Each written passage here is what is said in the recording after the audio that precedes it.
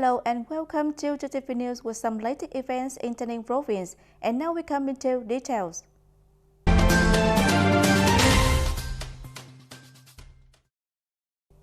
Continuing the agenda of the 15th National Assembly's second session, in the afternoon of October 26th, the National Assembly spent a significant amount of time debating online the draft law amending and supplementing some articles of the intellectual property law.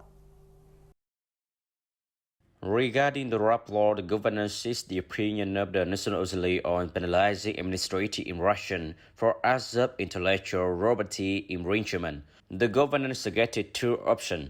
The first one is an administrative penalty measure that is only used to action of copyright, associated rights, trademarks, geographical indication, and plant varieties infringement. The remaining infraction will only be dealt with civil means. Meanwhile, the second option is to maintain present legislation and aim for administrative fines for all actions of intellectual property infringement.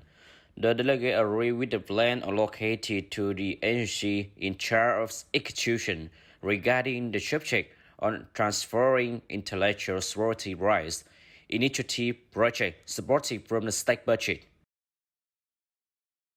Because the state doesn't have a business function when we assign agencies and organizations to assume primary responsibility for scientific and technological tasks, using state budget or a portion of the state budget for registration, ownership of intellectual property rights on inventions, layout designs, etc., to allow these leading agencies to collaborate in bringing these discoveries to business and commercialization, boosting the value of our investment. However, I'm also concerned about how to split the interests of the state and these key agencies in a sensible manner.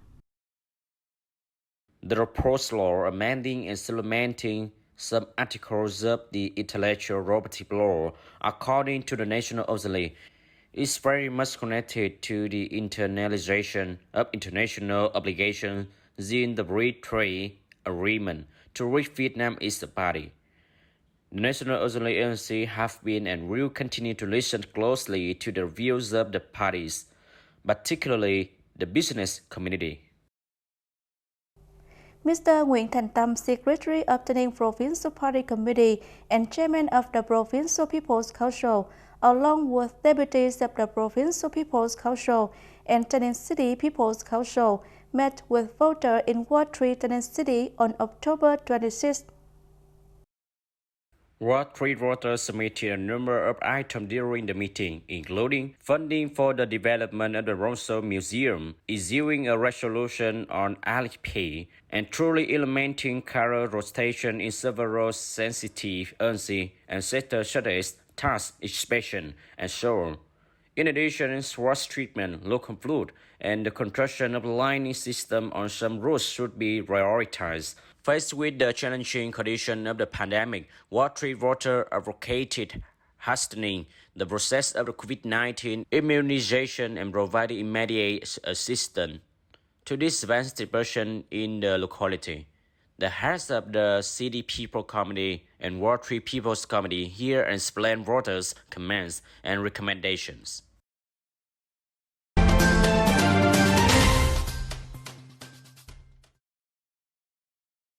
Colonel Bùi Hồng Quang, Deputy Director of the Department of Political Military Training under the General Staff of the Vietnam People Army, led the delegation to pay an inspection visit to the 5th Division Planning and Management of Investment in the construction of a shooting range and training ground on October 25th. The delegation, accompanied by Colonel Phạm Phú Ý, Deputy Chief of Staff of Military Region 7, and nurses from the Ministry of National Defense and Military Region 7, according to Senior Colonel Nguyễn Hải Nam, Deputy Chief of Division, Chief of Staff of the Division. The division has been invested in 5 projects by the Ministry in 2021, with a total cost of roughly 11.8 billion Vietnam dong, including building activities, Regiment 271 Shooting Range, the 3rd Regiment Infantry Combat Technical Training School, and a training site for Infantry Combat Skill for Division 5th Battalion. Colonel Bùi Hồng Quang,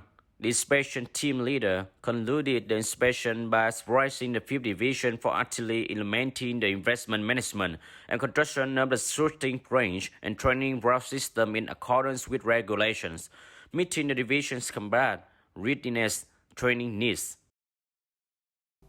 The online conference to review the implementation of the government's resolution number 68 on supporting employees and employers facing difficulties due to the COVID-19 pandemic was held on October 26 under the direction of Mr. Dương Văn Thắng, Vice Chairman of the Ninh Provincial People's Committee. Timely payment for people facing difficulties due to COVID-19 is one of the contents directed at the conference. The application of substance and payment have been implemented at a rate of more than 90% so far. More than 2,100 enterprises are eligible for a 100% discount in occupational accident and disease insurance premium. More than 96,000 dollars of prevalent employees and people without labor contracts were approved, totaling 145 billion Vietnam dong. In the following months, the Department of Labor, Environment and Social Affairs will continue to ask the Provincial People Committee to allocate funding to help employers and employees in accordance with Government Resolution number 68 and 126, with a total estimated value of 1,000 billion Vietnam dong. Despite the high rate support payment, there are some difficulties, such as some real business households that are not similar to the registered industry. Incomplete application support registration information. Some objects register many times on the system in many localities. False declaration, information declaration. Locality welcome the instances to work, and the present were retrieved. In his closing speech, Vice Chairman of the Provincial People Committee urged local department and agency to continue coordinating in providing appropriate support to people impacted by the COVID-19, paying great attention to the assessment of the requirement in a timely and correct manner, so that no duplicate, omission, or backlog of record affecting people's lives.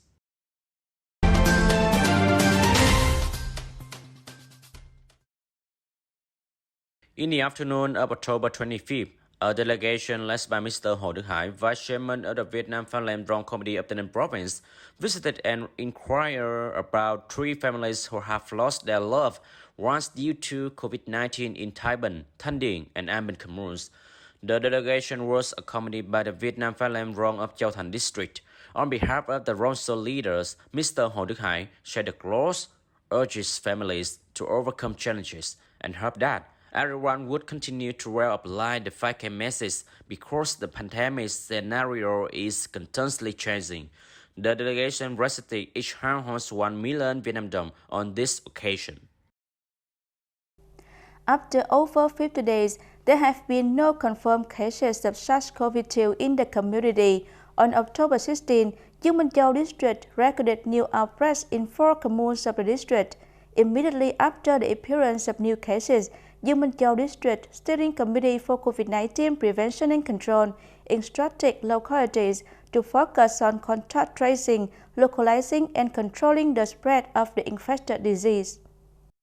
When the first COVID-19 infection was discovered in Group 3, Phước An Hamlet in Phước Ninh Commune on October 16, the Steering Committee for COVID-19 Prevention and Control immediately blocked, tracked, and tested the related cases. So far, 33 FO have been found and separated from the population, with 99 cases of F1 undergoing medical isolation at home.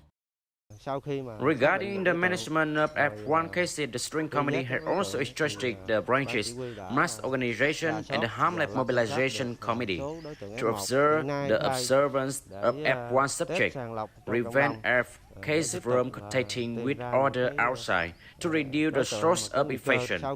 Simultaneously, the Steering Committee will continue to implement screening tests in the community in order to identify at-risk people.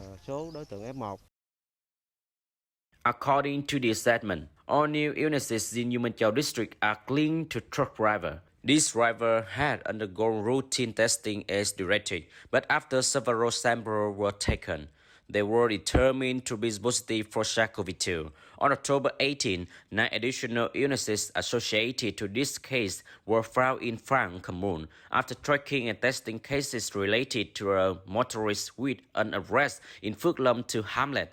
So far, 26 cases have been recognized as F1, 32 instances as F2, after tracking over 400 cases of loose contact with affected people. The Cameroon's current challenge is managing the target group of truckers and merchants who import items from other places.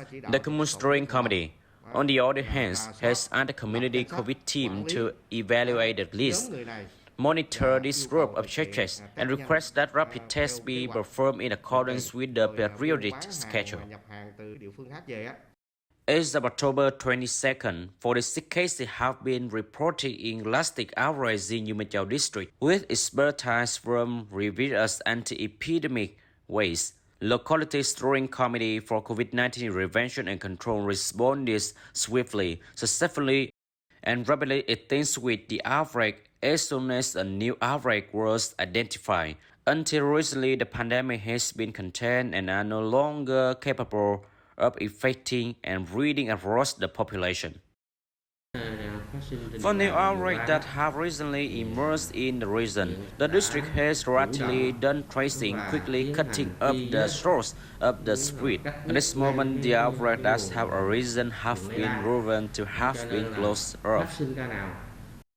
According to Yumachao District Steering Committee for COVID-19 Prevention and Control, this outbreak includes various risk indicators, but the district has handled it rapidly and efficiently. This is a change for the whole district to assess its own limit in epidemic prevention and control, and to create a more extensive, effective, and comprehensive epidemic prevention program. The most critical goal is effectively controlling the sources of infection in order to prevent new outbreaks from occurring. Cameroons and towns continue to lose the hand of persons returning from epidemic region, catching suspected cases, indicator of cold and fever, people with epidemiological variables in residential areas, and accelerating the vaccination schedule. To protect themselves and the community, NC units, company, and residential areas have strengthened epidemic control, requested individuals to keep their distance while in touch, wear masks on a regular basis, and implemented 5K measures. Ladies and gentlemen, that's all for today TTV News. Thanks for watching and see you next time.